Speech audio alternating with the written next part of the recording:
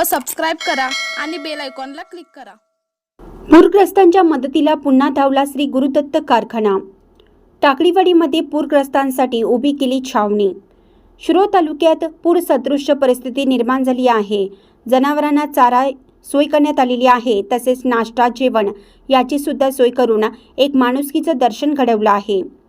शिरोळ तालुक्यातील सर्व पूरग्रस्त लोकांना आणि जनावरांना आधार देण्यासाठी शनिवारी दिनांक 27 जुलैपासून गुरुदत्त शुगर्सच्या वतीनं श्री गुरुदत्त कारखाना कार्यस्थळावर पूरग्रस्त लोकांसाठी पूरग्रस्त छावणी उभी केली असल्याची माहिती गुरुदत्त चेअरमन माधवराव घाडगे यांनी दिली।